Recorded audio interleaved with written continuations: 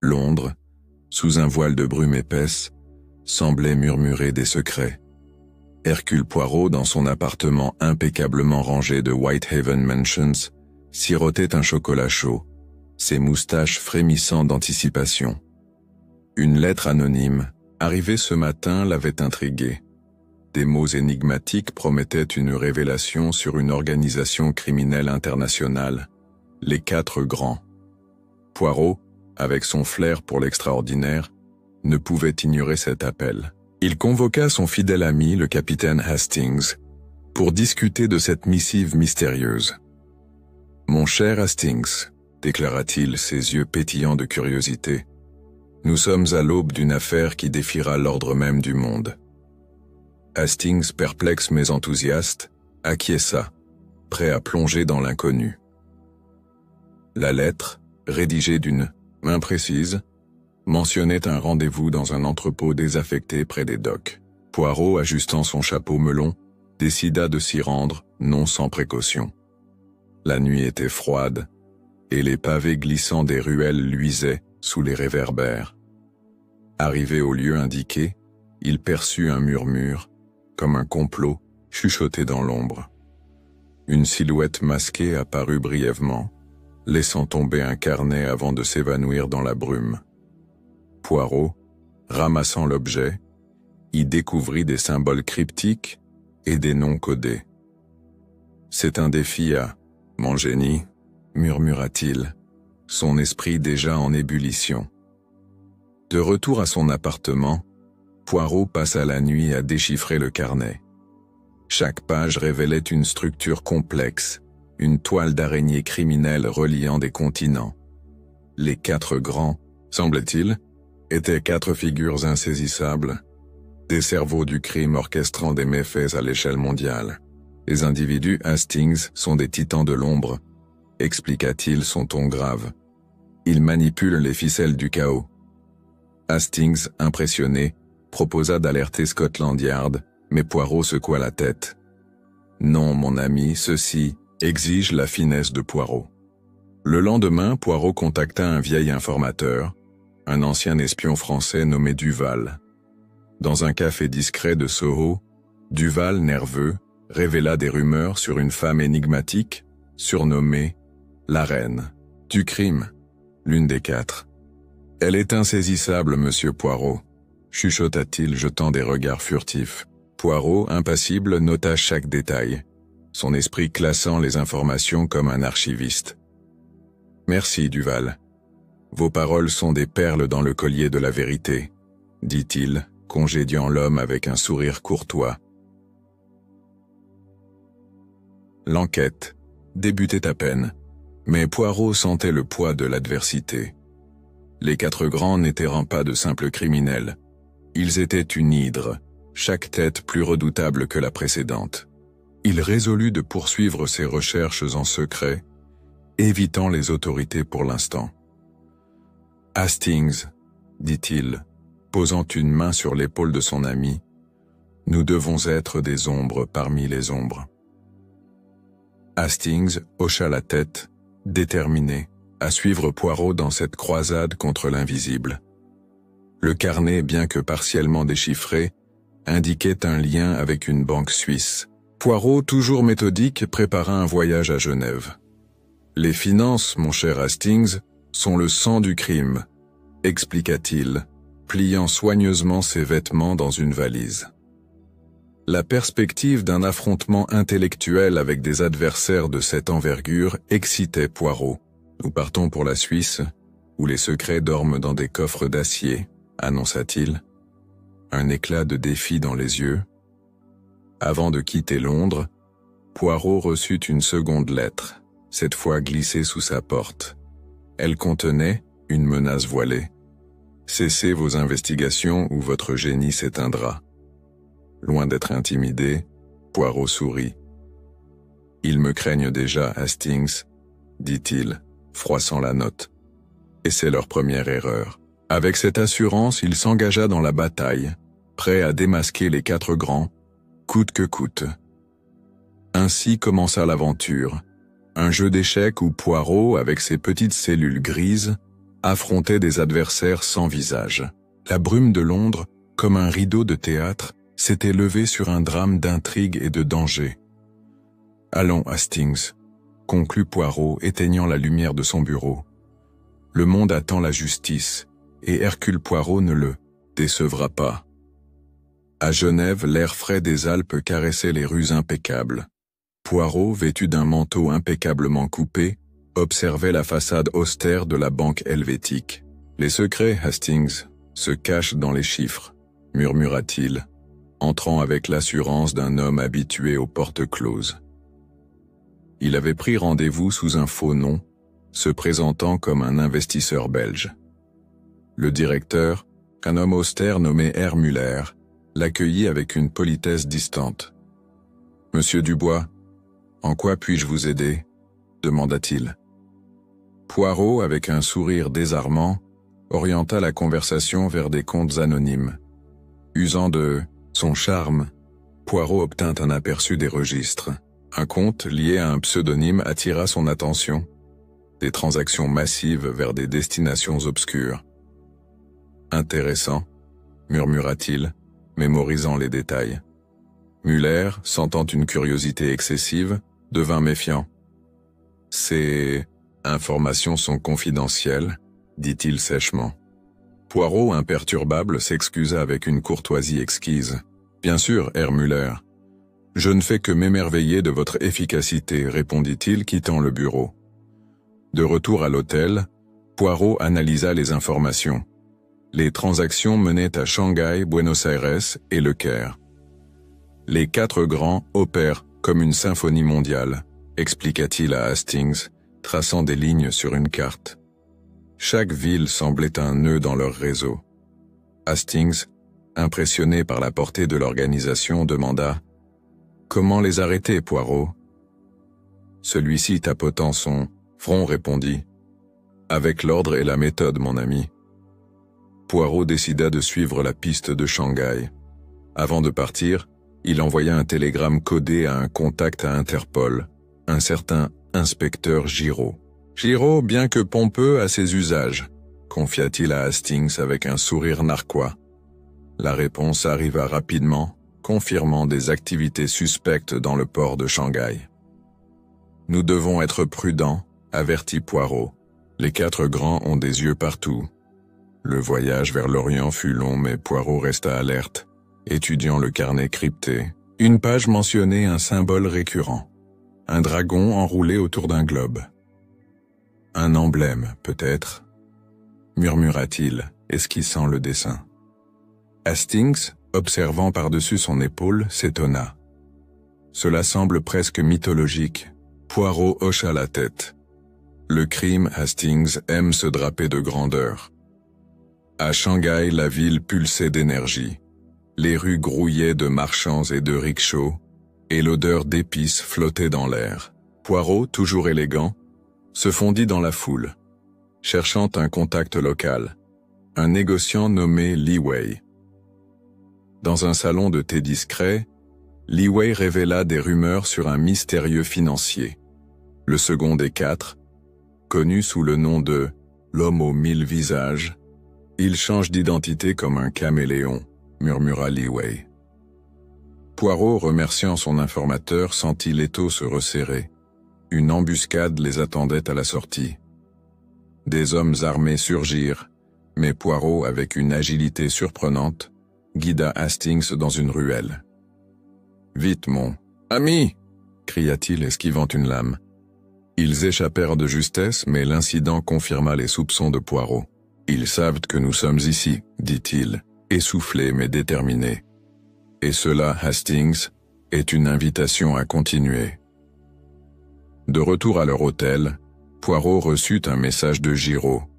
Un navire suspect quitterait Shanghai pour le Caire. « Nous suivrons ce fil », décida Poirot, préparant déjà ses bagages. « Les 4 grands croient nous intimider, mais Hercule Poirot n'est pas si facilement dissuadé. » Avec un regard résolu, il embarqua pour la prochaine étape, prêt à déjouer ses adversaires dans leur propre jeu. Le Caire, avec ses minarets scintillant sous le soleil, vibrait d'une énergie ancienne. Poirot, ajustant son chapeau de paille, explorait le souk Khan el-Khalili, où les odeurs d'encens et de cuir se mêlaient. Le chaos. Omar, un homme aux yeux perçants, les reçut dans l'arrière-boutique. « Monsieur Poirot, votre réputation vous précède », dit-il avec un sourire énigmatique. Après un échange de politesse, il révéla que le marionnettiste manipulait des politiciens via des pots de vin déguisés en antiquité. « Ses fils s'étendent jusqu'au palais », murmura Omar, montrant une statuette marquée du symbole du dragon. Poirot, examinant l'objet, hocha la tête. « Une pièce du puzzle, dit-il, remerciant Omar avec une courtoisie irréprochable. Le souk, cependant, était un terrain dangereux. Poirot remarqua un homme les suivant, son visage à moitié caché par un châle. « Hastings, restez vigilant, chuchota-t-il, accélérant le pas.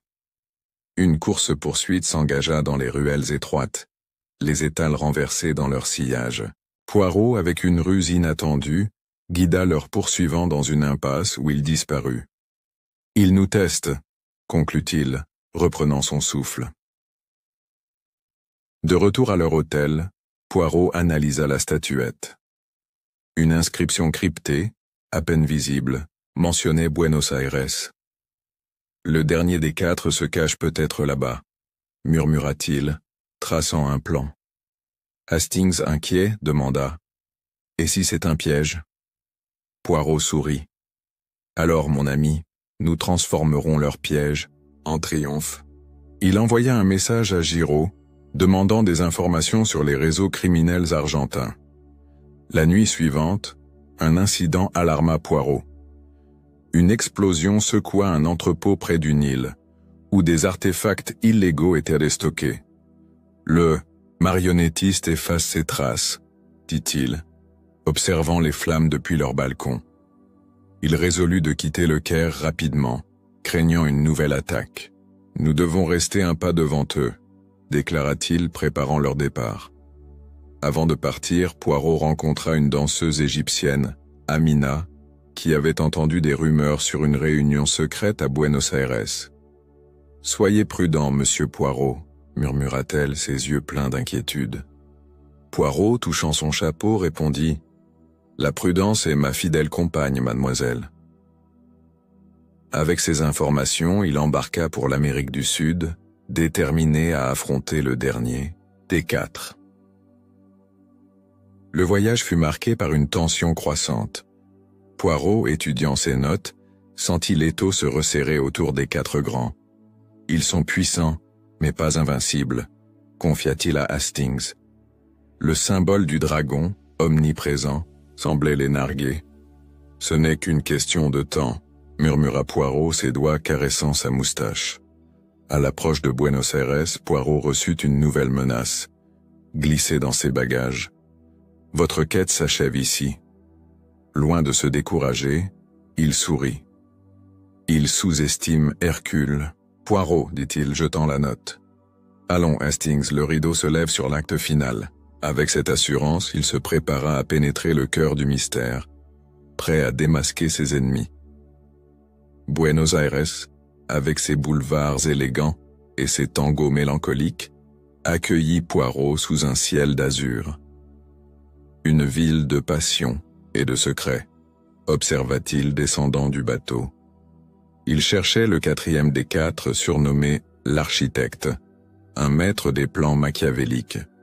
Selon Amina, une réunion clandestine aurait lieu dans un théâtre abandonné. Poirot, toujours méthodique, décida de s'y rendre déguisé.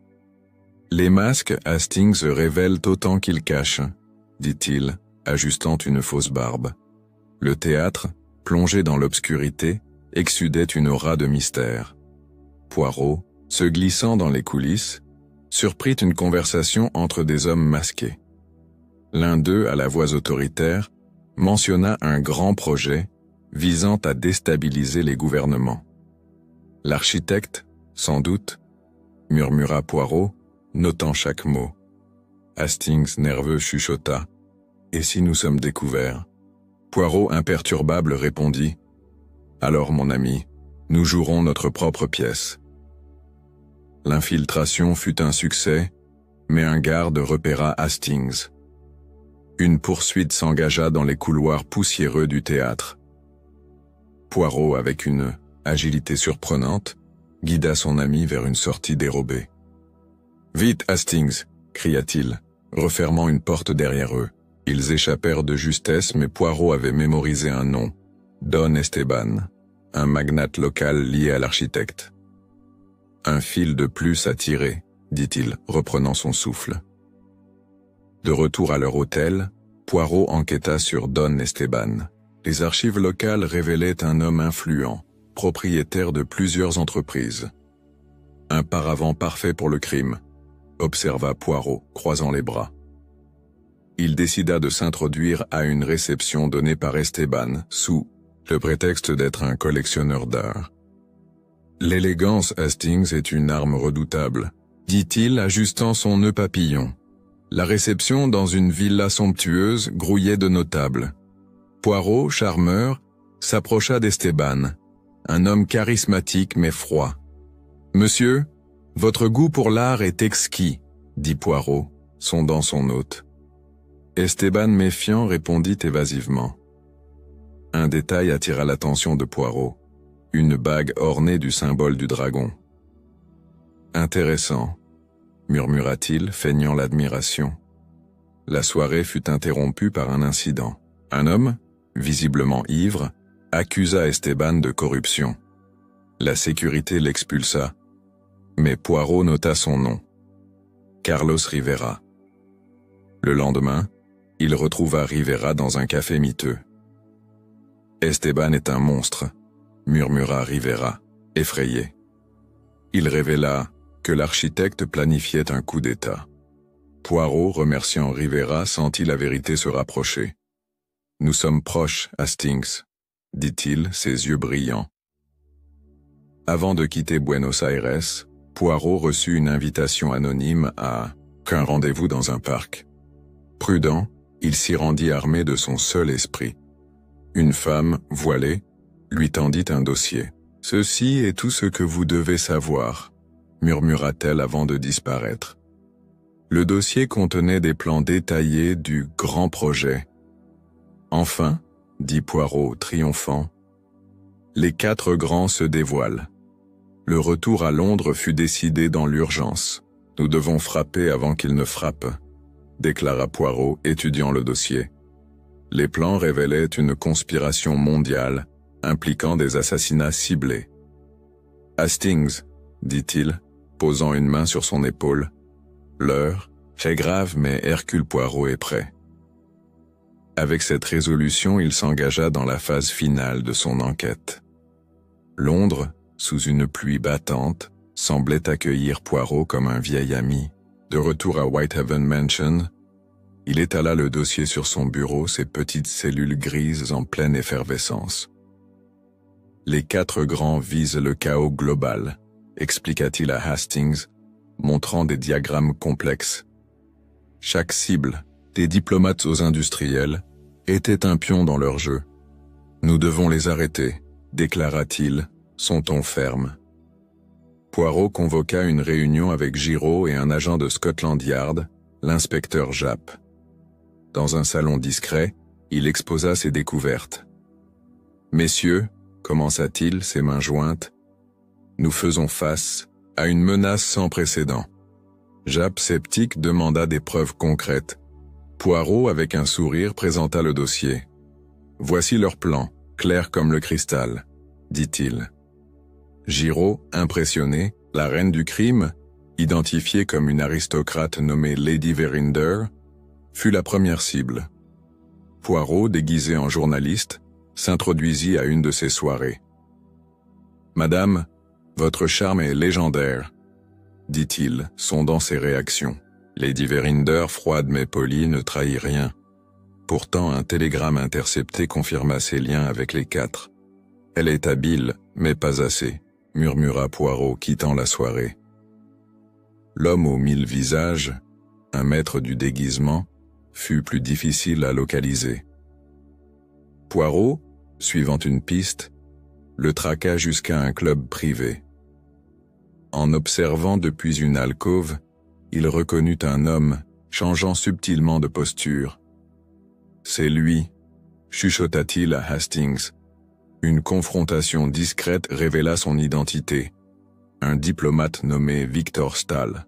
« Monsieur Stahl, votre mascarade est terminée », dit Poirot, son regard perçant. Le marionnettiste, un politicien véreux nommé Sir Reginald Blake, fut démasqué grâce à des documents saisis. Poirot, collaborant avec Japp, organisa une perquisition. « Sir Reginald, vos ficelles sont coupées », déclara-t-il lors de l'arrestation. Blake furieux jura vengeance, mais Poirot resta impassible. « La justice, monsieur, est inéluctable », répondit-il, tournant les talons. L'architecte Don Esteban restait insaisissable. Poirot découvrit qu'il se cachait à Londres, sous une fausse identité. Une filature minutieuse mena à un hôtel discret. « Hastings, nous devons agir vite, » dit-il, préparant une embuscade. Avec l'aide de Japp, ils capturèrent Esteban. « Votre empire s'effondre », dit Poirot face à un Esteban défait. Les arrestations secouèrent le monde criminel. Les 4 grands, bien que démantelés, avaient laissé des réseaux dormants. Poirot, prudent, avertit Japp. « Surveillez les ombres, inspecteur, » dit-il, ajustant son chapeau. Hastings, admiratif, demanda « Est-ce fini, Poirot ?» Celui-ci, songeur, répondit « Pour l'instant, mon ami, mais le crime ne dort jamais. » La nuit suivante, Poirot reçut une dernière lettre, sans signature. « Vous avez gagné, mais à quel prix ?» lisait-on. Il sourit, froissant le papier. « Le prix de la justice », murmura-t-il, éteignant sa lampe. Londres, apaisé, semblait lui rendre hommage, tandis qu'Hercule Poirot savourait une victoire durement gagnée.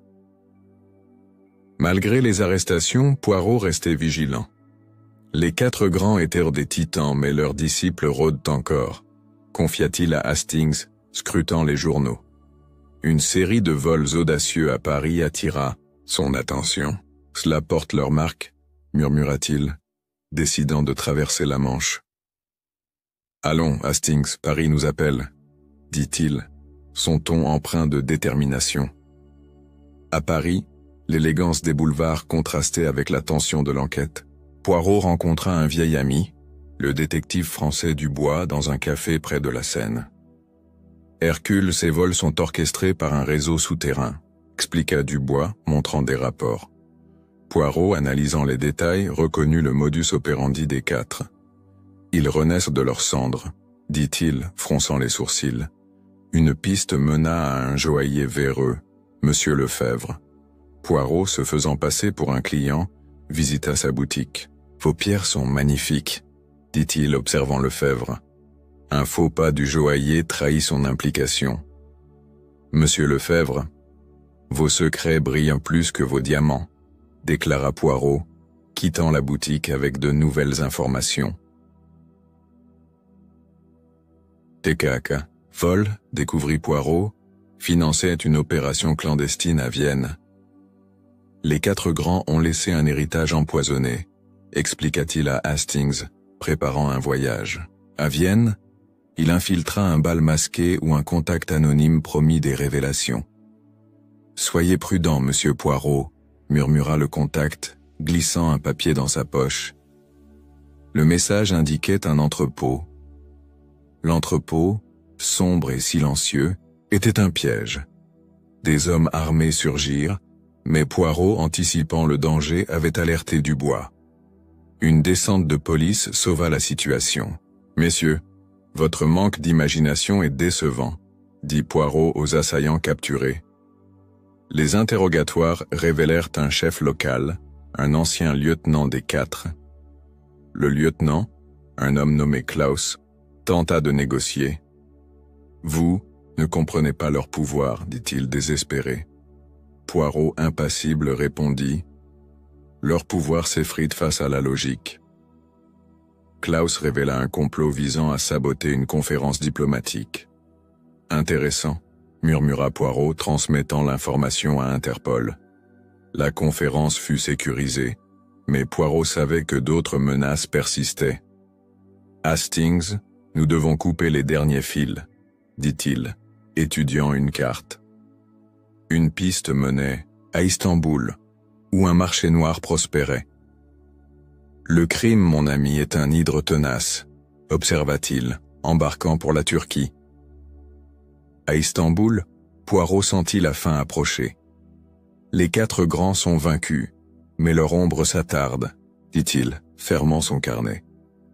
Avec Hastings à ses côtés, il s'engagea dans une dernière chasse, déterminé à éteindre leur influence pour de bon. « Allons, mon ami, » conclut-il. « La justice attend. » Istanbul, pont entre 2 mondes, vibrait d'une énergie mystique. Poirot, déambulant dans le grand bazar, observait les marchands avec un œil aiguisé. « Le crime se drape d'exotisme, ici, » murmura-t-il à Hastings. Une rumeur parlait d'un trafic d'armes lié au reste des 4 grands. Poirot, déterminé, cherchait un contact, un marchand nommé Youssouf. « Allons, Hastings, la vérité se cache dans les étoffes, » dit-il, pénétrant dans une boutique. Youssouf, un homme jovial mais rusé, accueillit Poirot avec méfiance. « Monsieur, que cherchez-vous » demanda-t-il. Poirot, feignant un intérêt pour les tapis, orienta la conversation vers les rumeurs. Un mot imprudent de Youssouf confirma ses soupçons. « Vos tapis cachent bien des secrets, » dit Poirot, son sourire désarmant. Youssouf, nerveux, promit des informations en échange de protection. Le rendez-vous eut lieu dans une mosquée silencieuse. Youssouf révéla un nom. Irina, une trafiquante liée aux 4. « Elle est dangereuse, » murmura-t-il regardant autour de lui. Poirot, remerciant Youssouf, nota le nom. « Chaque fil mène à la toile, » dit-il à Hastings, préparant une rencontre avec Irina. « Soyez prudent, mon ami, » ajouta-t-il, sentant le danger. Irina, une femme élégante, reçut Poirot dans un hammam discret. « Monsieur Poirot, votre réputation est un fardeau, » dit-elle, un sourire glacial aux lèvres. Poirot, imperturbable, répondit « Et votre discrétion est un défi, madame. » La conversation, un duel verbal, révéla qu'Irina stockait des armes dans un entrepôt. « Merci, madame, » dit Poirot, quittant le hammam. L'entrepôt, surveillé par des gardes, était une forteresse. Poirot, collaborant avec les autorités turques, organisa une descente. « Messieurs, l'ordre triomphe toujours, » déclara-t-il, observant l'opération. Les armes saisies portèrent le symbole du dragon. « Leur héritage s'éteint, » murmura-t-il satisfait. Irina, arrêtée, jura vengeance, mais Poirot resta impassible. Une dernière piste mena à un informateur, un ancien membre des 4. Dans un café enfumé, l'homme, brisé, confessa tout. « Ils étaient invincibles, mais vous les avez détruits, » dit-il. Poirot, hochant la tête, répondit « L'invincibilité est une illusion, monsieur. » Les confessions permirent de démanteler le dernier réseau. De retour à l'hôtel, Poirot reçut un message d'Interpol. Les opérations des 4 étaient neutralisées. « Une victoire, Hastings, » dit-il, levant un verre de sirop de cassis. Pourtant, son esprit restait alerte. Le crime change, de visage, mais Hercule Poirot demeure, murmura-t-il, fermant les yeux. La nuit, Istanbul scintillait comme un joyau. Poirot, contemplant la ville, sentit une paix fragile. « Allons, Hastings, » dit-il, ajustant son chapeau. « Le monde est un peu plus juste ce soir. » Avec cette pensée, il se prépara à rentrer, prêt pour de nouvelles aventures. De retour à Londres, Poirot s'installa dans une routine apparente. Pourtant, un détail le troublait. Le symbole du dragon, omniprésent, semblait murmurer un défi. « Les 4 grands sont tombés, mais leur ombre persiste, » confia-t-il à Hastings, examinant ses notes. Une lettre anonyme, arrivée ce matin, raviva ses soupçons. « Ils osent encore, » murmura-t-il, lisant l'avertissement. La lettre mentionnait un complot à New York, une dernière tentative des disciples des quatre. Poirot, sans hésiter, réserva un paquebot. « Hastings, l'Amérique nous attend, » dit-il, son ton vibrant d'anticipation. À bord, il étudia les dossiers, cherchant des indices. « Le crime, mon ami, est un puzzle sans fin, » observa-t-il, scrutant l'horizon. À New York, la ville pulsait d'une énergie brute. Poirot, explorant Manhattan, rencontra un agent du FBI, John Malone. « Monsieur Poirot, votre aide est la bienvenue, » dit Malone, montrant des rapports sur des sabotages industriels. Poirot, analysant les données, reconnut la signature des quatre. « Ils jouent leur dernière carte, » murmura-t-il, déterminé. Une piste mena à un magnate, Richard Holt, soupçonné de financer le complot. Poirot, se faisant passer pour un investisseur, s'introduisit à une réunion. « Monsieur Holt, vos projets sont audacieux, » dit-il, sondant son hôte. Holt, arrogant, laissa échapper un indice. Un entrepôt à Brooklyn. « Merci, monsieur, » murmura Poirot, quittant la salle. L'entrepôt, un labyrinthe de caisses, était piégé. Poirot, avec Malone, déjoua les explosifs. « Ils deviennent désespérés, » observa-t-il, examinant les lieux. Des documents saisis révélèrent un plan pour saboter Wall Street. « Ambitieux mais futile, » dit Poirot, transmettant les preuves au FBI. Holt, confronté, tenta de fuir. Poirot, anticipant ses mouvements, organisa son arrestation. « Monsieur Holt, votre dragon s'éteint, » déclara-t-il, face à un Holt furieux. Les interrogatoires démantelèrent le dernier réseau. « Une victoire finale !» murmura Poirot satisfait. De retour à Londres, Poirot reçut les félicitations d'Interpol. « Vous êtes un miracle, monsieur Poirot », écrivit Giraud. Poirot, modeste, répondit « La justice, monsieur, est mon seul miracle. » Hastings, admiratif, demanda « Et maintenant, Poirot ?» Celui-ci, souriant, répondit « Maintenant, mon ami, un peu de repos. » La nuit, Londres semblait apaisée. Poirot, sirotant un chocolat chaud, contempla ses trophées, les notes, les lettres, le symbole du dragon. « Les quatre grands sont un souvenir, » murmura-t-il, fermant son carnet. Avec un soupir satisfait, il éteignit la lumière, prêt à affronter l'avenir. Whitehaven Mansion, baigné de lumière matinale, offrait à Poirot un rare moment de paix. « Les quatre grands sont vaincus, Hastings, » dit-il, pliant son journal. Pourtant, une intuition le troublait. « Le crime, mon ami, est un phénix, » murmura-t-il, caressant sa moustache.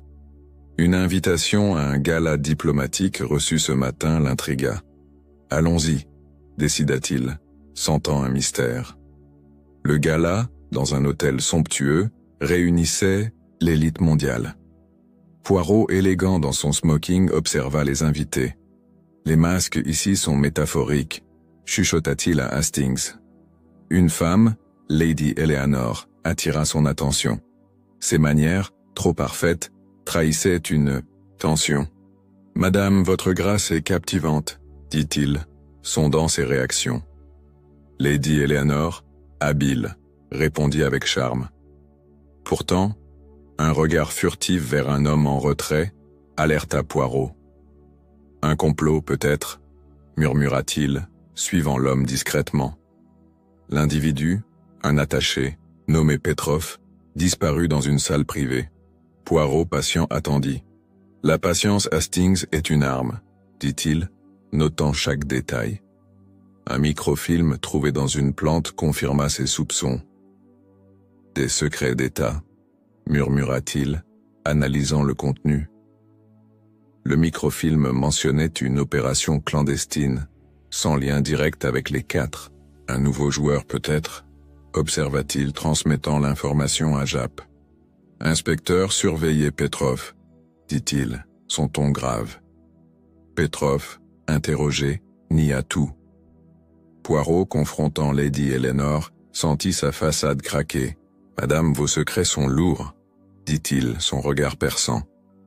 Elle confessa une manipulation par un tiers inconnu.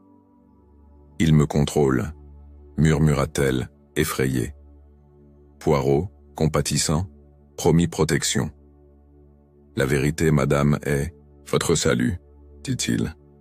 L'enquête révéla un réseau d'espionnage distinct des 4. Poirot, collaborant avec Interpol, démantela l'opération. « Le monde est un échiquier, Hastings, » dit-il, épuisé mais satisfait. Petrov, arrêté, refusa de parler. « Peu importe, » murmura Poirot. « Les faits parlent pour lui. » Le gala se termina sans incident, mais Poirot resta alerte. Les 4 grands étaient un sommet, mais d'autres montagnes attendent, confia-t-il à Hastings. Une lettre anonyme glissée sous sa porte l'avertit. Le jeu continue. Poirot, souriant, murmura « Qu'il continue. » Hercule, Poirot est prêt. La nuit, Londres scintillait. Poirot, contemplant la ville, sentit une nouvelle aventure poindre. « Allons, Hastings, » dit-il, ajustant son chapeau. « Le monde a encore besoin de nous. » Avec cette résolution, il s'engagea dans l'avenir, son esprit toujours en éveil. Londres, sous un ciel clair, semblait rendre hommage à Poirot. Assis à son bureau, il relisait ses notes sur les 4 grands. Une saga achevée, Hastings, dit-il, un sourire mélancolique aux lèvres.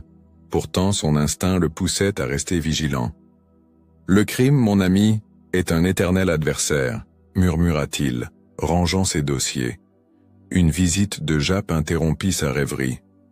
Poirot, votre travail a changé le monde, dit l'inspecteur admiratif. Poirot, modeste, répondit. Non, inspecteur, j'ai simplement restauré l'ordre. Japp révéla une nouvelle menace, un cartel émergent. Voulez-vous enquêter? Demanda-t-il. Poirot, hésitant, sourit. Peut-être, dit-il, caressant sa moustache.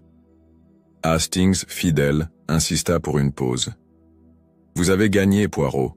Reposez-vous, dit-il. Poirot, riant, répondit. Le repos, mon ami, est pour ceux sans petites cellules grises. Une lettre d'Interpol félicitant son triomphe renforça sa détermination. Le monde m'appelle encore, murmura-t-il, lisant les éloges. Un dernier indice, trouvé dans les dossiers des 4, mentionnait un coffre à Zurich. Poirot, curieux, s'y rendit. Le coffre contenait des mémoires, écrits par l'architecte. Fascinant, murmura-t-il, lisant les confessions. Les mots révélaient l'ampleur de leur ambition. Ils rêvaient de chaos, mais j'ai apporté l'ordre, dit-il, fermant le coffre. De retour à Londres, Poirot organisa un dîner avec Hastings, Japp et Giraud. Messieurs, à la justice, porta-t-il un toast, levant son verre. La soirée pleine de rire apaisa son esprit. Vous êtes une légende, Poirot, dit Giraud. Poirot, souriant, répondit. Non, monsieur. Je suis Hercule Poirot, tout simplement. Une dernière lettre sans signature arriva. Votre légende vivra, lisait-on. Poirot, songeur, murmura. Tant que le crime existe, je serai là. Il rangea la lettre fermant un chapitre. Hastings, dit-il, posant une main sur son épaule, l'aventure continue, mais ce soir nous célébrons. La nuit, Londres semblait saluer Poirot. Assis près de la fenêtre, il sirota un chocolat chaud, ses moustaches frémissant. Les 4 grands sont un souvenir, mais d'autres défis attendent, murmura-t-il, fermant les yeux. Avec cette pensée, il savoura la paix, prêt pour l'inconnu. Ainsi s'acheva l'épopée des 4 grands, une victoire gravée dans l'héritage d'Hercule Poirot. Le monde apaisé savait qu'un homme avec son génie et sa détermination veillait sur l'ordre. À la prochaine, murmura Poirot, éteignant la lumière, un sourire aux lèvres.